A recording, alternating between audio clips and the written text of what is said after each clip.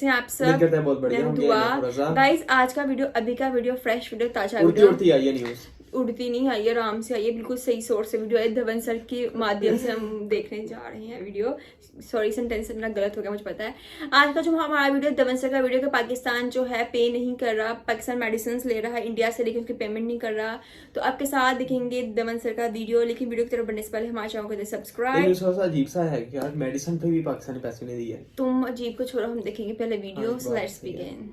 Friends, hello everyone, नमस्ते, जी, कैसे हैं आप लोग? मेरा नाम सर, मेरा नाम है नायाब। आप देख रहे हैं मैं जिसको, तो आप लोगों का स्वागत है बहुत ही ज्यादा हमारी एक और नई वीडियो में। तो आज की वीडियो लेकर आए हैं जी वर्ल्ड फेयर की वीडियो, जिसकी बहुत ज्यादा रिक्वेस्ट आ रही थी। इस वीडियो का नाम है Pakistan is not paying for Indian medicine. तो इतनी ज्यादा रिक्वेस्ट आई और हम ऐसे भी ये वीडियो बनाने ही वाले थे। तो ऐसा करते हैं, देखते हैं आज की वीडियो कि क्यों जी हमारे मुल्क ने पे नहीं किया इंडिया को, क्या वजह है। पास कभी पैसे होते ही नहीं। हाँ वही बात है, इनके पास कभी होने भी नहीं है, वही बात है। देखते हैं आज की वीडियो। तो मजा आने वाले वीडियो देखने में, तो प्लीज वीडियो अंत तक देखिएगा, लाइक कीजिए, सब्सक्राइब कीजिए, डिस्क्रिप्शन में मिल जाएगा, शेयर भी कीजिएगा वीडियो को। तो फिर देखते हैं आज की वीडियो। वर्ल्ड अफेयर्स जनाब प्रशांत धवन। नाउ रिसेंटली भारत के जो विदेश मंत्री हैं डॉक्टर एस जयशंकर, इन्होंने पार्लियामेंट में खड़े होकर ये कहा है कि पाकिस्तान भारत से बहुत ही बड़े स्केल पर मेडिसिन तो परचेज कर रहा है, मगर इसकी पेमेंट नहीं कर रहा है। यहाँ पर आप देख पाओगे, इस पर आपको आर्टिकल दिखेगा कि पाकिस्तान की जो फार्मा कंपनीज हैं जो इंडिया से मेडिसिन ड्रग्स परचेज करती हैं, ये लोग $430,000 की जो पेमेंट है ये रोक कर बैठ गए हैं टू दी इंडियन एक्सपोर्टर्स। और इंटरेस्टिंग बात देखिए, सबसे फैसिनेटिंग बात यहां पर जयशंकर साहब ने ये बताई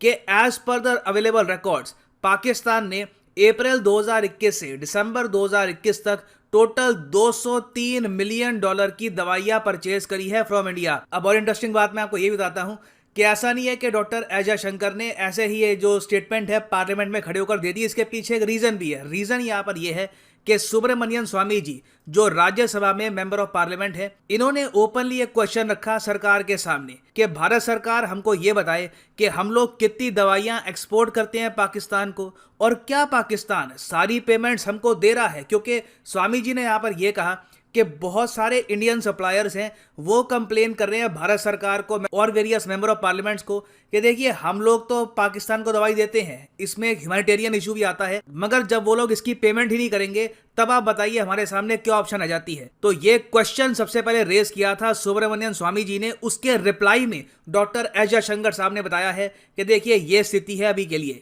नाउ डिस्कस करते हैं कि इंडिया पाकिस्तान दोनों के लिए ये इशू कितना इंपॉर्टेंट है, मगर आगे बढ़ने से पहले आपसे एक क्वेश्चन पूछूंगा। क्वेश्चन यहां पर यह है कि इतिहास में पहली बार इंडिया के एक्सपोर्ट्स ने कौन सा माइलस्टोन क्रॉस किया है। रिसेंटली इस पर बहुत आर्टिकल पब्लिश हुए हैं, मैंने वीडियो भी बनाई थी। ये है यहाँ पे आपकी ऑप्शन 500 बिलियन, 400 बिलियन, $250 बिलियन या फिर $300 बिलियन। कमेंट सेक्शन में करिए उत्तर, सही आंसर मैं आपको दूंगा वीडियो के अंत में। नाउ जैसे कि आप सबको पता है कि इंडिया और पाकिस्तान के बीच में जो ट्रेड है ये ब्लॉक कर रखा है, बिल्कुल सस्पेंड कर रखा है पाकिस्तान के प्राइम मिनिस्टर इमरान खान ने। इंडिया अपनी तरफ से चाहता है कि इंडिया पाकिस्तान का ट्रेड हो, हमें कोई इशू यहाँ पर है नहीं, मगर इमरान खान का यहाँ पर यह स्टांस है कि आर्टिकल 370 जो रिमूव कर दिया इंडिया ने, जब तक इंडिया ये आर्टिकल रिस्टोर नहीं कर देता पाकिस्तान इंडिया के साथ ट्रेड नहीं करेगा। अब ये जो डिमांड है काफी हद तक स्टूपिड भी है, क्योंकि आप देखोगे 2019 से लेकर 2022 अब आ चुका है, कश्मीर में धीरे धीरे जो सिचुएशन है इंप्रूव हुई है। अब तो बिलियंस ऑफ डॉलर्स की इन्वेस्टमेंट हो रही है कश्मीर में। हमने रिसेंटली देखा है कि गल्फ कंट्री से एक ह्यूज डेलीगेशन आया है। बहुत ही जल्दी बताया जा रहा है कि कश्मीर में एटलीस्ट 10 से लेकर 15 बिलियन डॉलर्स की इन्वेस्टमेंट अनाउंस हो सकती है। इससे पहले भी मैंने आपको बताया था कि यूएई की एक बहुत ही मेजर कंपनी है, ये अब जम्मू कश्मीर में एक मॉल भी बनाएगी। तो जब इतनी प्रोग्रेस हो रही है, इन्वेस्टमेंट्स आ रही है जम्मू कश्मीर में, जम्मू कश्मीर फाइनली प्रोग्रेस कर रहा है, हम आर्टिकल 370 क्यों वापस लेके आएंगे। मगर इमरान खान अपनी जिद पे काफी हद तक खड़े हैं, इनको आर्टिकल 370 वापस चाहिए। नाउ अगर हम जाएं 2019 में, जब इनिशियली इमरान खान ने इंडिया के साथ ट्रेड सस्पेंड कर दिया था, उस वक्त एक बहुत ही अजीब सी बात हुई।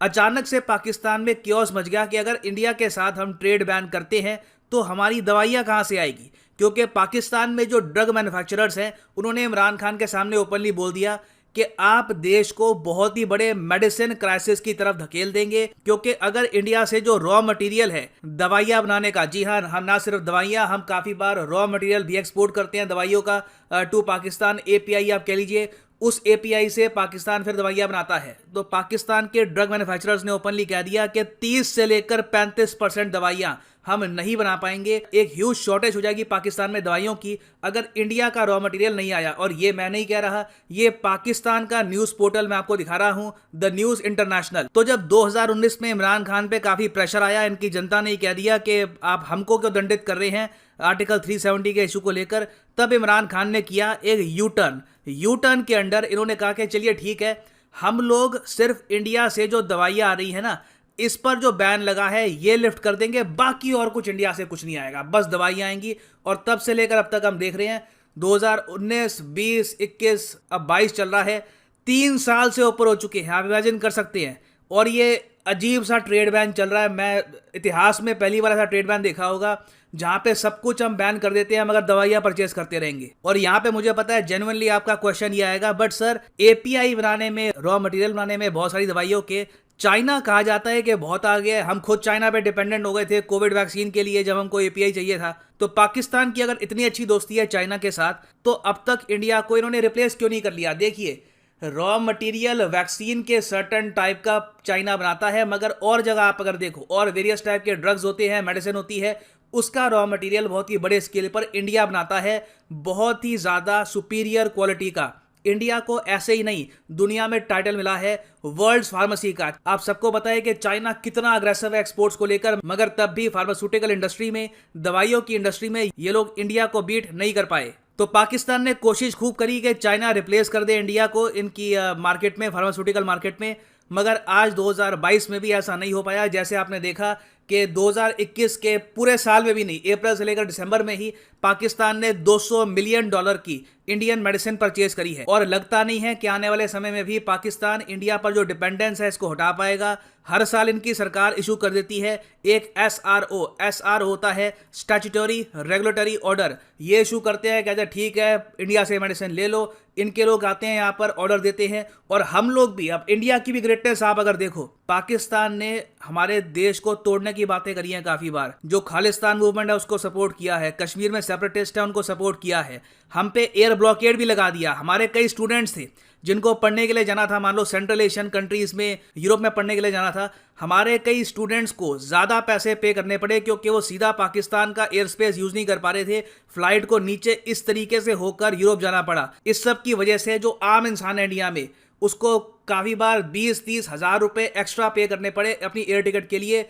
ये सब देखते हुए भी, इस सब के बावजूद इंडिया की मैं ग्रेटनेस कहूंगा, हमने ये नहीं कहा पाकिस्तान को, बड़ा आसान था हमारे लिए, हमने कहा कि ठीक है जब टोटल ट्रेड बैन होगा तो ऐसे ही होगा, दवाइयों पर भी हम लगाते हैं बैन। उस केस में क्या होता कि पाकिस्तान के जो इंपोर्टर्स हैं ये जाते यूनाइटेड अरब एमिरेट्स में, फिर UAE से ऑर्डर देते इंडिया में, क्या दवाइयाँ, तो इंडिया की दवाइयाँ पहुँचती UAE में, फिर घूम फिर के पहुँचती पाकिस्तान में। इससे इवेंचुअली पाकिस्तान के आम नागरिक को नुकसान होता। दवाइयों के दाम आराम से 50 से लेकर 60% बढ़ सकते थे, और उस सब के अलावा कई रॉ मटेरियल जो इनको चाहिए थे उसमें कई महीने की देरी आ सकती थी। ओवरऑल पाकिस्तान में दवाइयों की शॉर्टेज पड़ सकती थी, मगर आउट ऑफ आप कह लीजिए शेयर ह्यूमैनिटी, हमने कभी भी पाकिस्तान के अगेंस्ट वो कार्ड प्ले नहीं किया। मगर अब जो ये नया इशू सामने आ रहा है कि पाकिस्तान की जो फार्मा कंपनीज हैं ये पेमेंट ही नहीं कर रही इंडियन कंपनीज को, ये प्रॉब्लम अगर ऐसे ही बनी रहती है तो कोई बड़ी बात नहीं है। इंडियन गवर्नमेंट का स्टांस चाहे कुछ भी हो, हमारी कंपनीज खुद ही पर्सनल लेवल पर बॉयकॉट कर दे पाकिस्तान की फार्मा इंडस्ट्री को, ये कहकर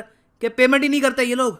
आई मीन कितनी अजीब बात है कि आपने कुछ हमसे परचेज किया, उसकी आप पेमेंट ही नहीं कर रहे, वो भी दवाइयाँ जो इतनी ज़्यादा एक इंपॉर्टेंट आइटम है। अब ऑब्वियसली देखिए पाकिस्तान में आज के समय डॉलर्स की कमी है, एक इकोनॉमिक क्राइसिस चल रहा है, तो कहीं ना कहीं इनके यहाँ प्रॉब्लम आएगी, मगर कब तक इंडियन सप्लायर्स यहाँ पर अकोमोडेट करेंगे, बर्दाश्त करेंगे पाकिस्तान की इस प्रॉब्लम को? क्योंकि इनिशियली जो ये पेमेंट्स का इशू है ये चल रहा है 2021-22 से, आज 2022 हो गया है, तो बहुत सी पेमेंट्स अब बढ़ चुकी हैं। और याद रखिएगा इंडियन फार्मास्यूटिकल इंडस्ट्री में एक ह्यूज बूम आ रखा है। हमने पिछले फाइनेंशियल ईयर में $24.44 बिलियन के एक्सपोर्ट किए थे। इंडिया को कमी नहीं है एक्सपोर्ट मार्केट की, इंडियन एक्सपोर्टर्स आराम से, कोई बाहर की कंपनी, कोई अफ्रीका का देश, कोई और रीजन में और की देश है बांग्लादेश, वहाँ पे हम एक्सपोर्ट करना स्टार्ट कर देंगे, तो कहीं ना कहीं देखिए पाकिस्तान की गवर्नमेंट को इस इशू पर देखने की आवश्यकता है, नहीं तो इनके कंट्री में ही एक बहुत ही बड़ा मेडिसिन का क्राइसिस आ जाएगा और इसका रीजन यही होगा कि ये लोग पेमेंट नहीं कर रहे दवाइयों की। नाउ वापस आते हैं अपने एमसीयू की तरफ कि for the first time in history India के जो एक्सपोर्ट्स हैं गुड्स के, सर्विसेज की बात नहीं कर रहा, गुड्स के जो एक्सपोर्ट्स हैं इन्होंने कौन सा माइलस्टोन क्रॉस किया है, तो सही उत्तर इसका है option B is the right answer, 400 billion US dollars का for the first time in history. याद रखिएगा ये एक ऐतिहासिक मोमेंट है, इससे रिलेटेड क्वेश्चन आ सकते हैं वेरियस एग्जाम्स में। और हाँ, कल सुबह 10 बजे अनअकैडमी का फ्री ऑफ कॉस्ट